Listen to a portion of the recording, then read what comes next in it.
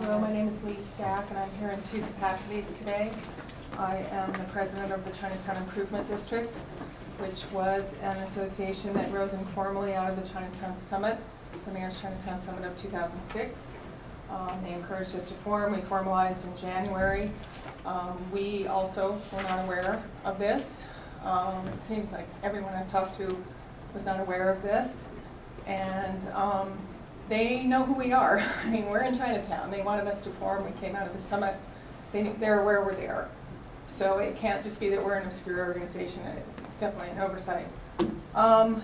People have mentioned various things about not being included, but I have other concerns as well, both as an individual and as the president of my board, expressing my board concerns about this.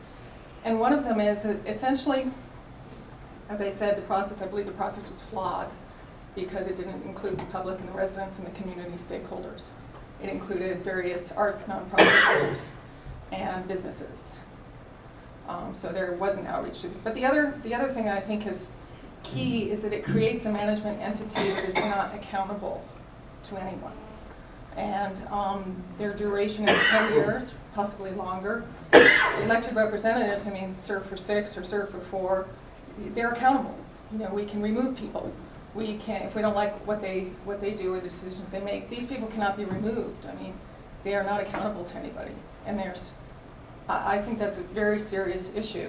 And then if they make decisions in your community and they haven't consulted us yet, so what makes us think they're going to consult us more down the road? If they make decisions and the community doesn't like them, who do we appeal to? I mean, what recourse do we have as community stakeholders? So I think that's a serious issue as well. And I think, as Senator Sloan pointed out, a lot of these organizations, and especially Chinatown, but they already have protection. They already are preserved. They already go for grants. I mean, these mechanisms are in place. So I'm not exactly sure, except for the money, what else this would bring us. And from the community stakeholder point of view, I think it's a huge risk. And because there are a lot of unknowns, a lot of potential restrictions, an unaccountable managing entity that's already been designated. I mean, these things have already happened. And now, after the fact, they're informing us and sort of inviting us and saying, here, come on, you know, contribute.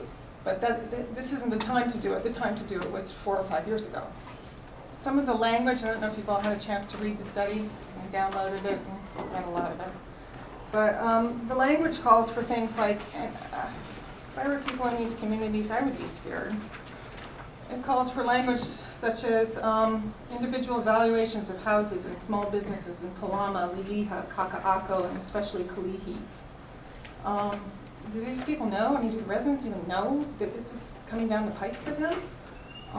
Do they know that, this is a quote from page 62, that HCC envisions potential designation of residential and mixed-use areas either as state or national register properties?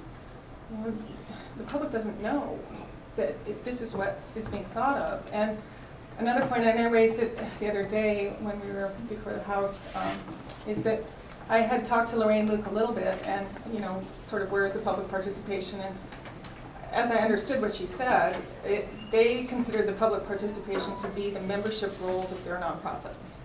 You know, the membership of the Art Academy, the Bishop Museum, but if you put together the amount of people, the members of the households and businesses who live in these affected areas in AHUPUA'A, it's a fraction of their number. And they really know nothing about this. So I oppose SD1. I don't think it's really productive to have a working group of something that had a flawed process to begin with. And I oppose SCR3, both as an individual, and I have the encouragement of my board to voice strong concerns about this in the Chinatown Improvement District. Thank you. Aloha, my name is Wayne Panoki, and I'm the Executive Director of the AHUPUA'A Coalition. We did submit testimony, and we're going to stand on that testimony, but I wanted to just point out a few things. I think the problem that we are faced with, not only with this kind of project, but with many projects that go on in the state of Hawaii, is the use, as previously articulated, is the use of our culture, the values, and most important is the use of our language. When you look at the legislation, it uses the word, it defines it, it uses the word AHUPUA'A. If the project group understood what that word AHUPUA'A means and the kuleana and the responsibilities that go with that, and wanted to use that frame in producing this kind of federal legislation, they would have found out that that's not the right thing to do. Because if you're going to use an AHUPUA'A concept, then the most important ingredient of the AHUPUA'A are the people who live there. And the fact that the people who live in these AHUPUA'A was not even contacted already would put the flags up to those who understand Hawaiian culture that that would not be the right thing to do. And then it would have triggered them to go back out and do more consultation. The second thing I want to point out, the fact that it includes places like Mauna Ala, which is the only sovereign land that Native Hawaiians have. The fact that it includes Iolani Palace, which was built by our ali'i. The fact that it includes Bishop Museum, who today still has some discernment, and there's some problems within the Native Hawaiian community over the Iwi situation. And to think that we as Native Hawaiians would easily just give up these entities to put them under federal jurisdiction, and however which way they want to put it, the legislation clearly says that a report would have to be submitted to the Secretary of Interior. Already that's a no-no. If these individuals who are on this project understood what we as Native Hawaiians have been going through for the last 150 years, they would have understood that Native Hawaiians do not have a positive relationship with the Secretary of Interior or the Secretary of Justice. These two entities in the federal level have not been friendly to Native Hawaiians. So why would we want to even consider anything that would be placed under them?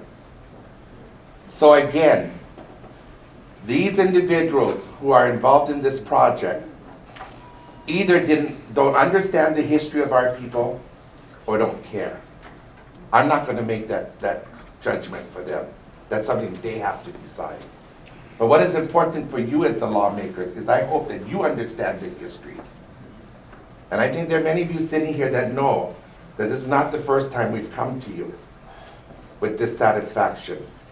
There are things that the legislature should become involved with, and there are things that you should not become involved with. This is one of the things that you have no business being involved in it because it's not your entities. Another word I'm going to leave you with today is the word hilina'i. That means trust. And there is no hilina'i, no trust for the state of Hawaii or the legislators at this time. I'm not saying all. There are those that support us. But unfortunately in this building there are more that don't than there are that do. So this, when you folks start getting into this kind of action and taking action in something like this, that's to me, that is being it is heva, and being disrespectful to the host culture. We're here first. This is our country. We have no place to go. Everybody else has their countries to go back to, but this is ours. Ew. So can you let us manage ourselves? And don't stop telling us what to do, because we're quite capable of making our own decisions.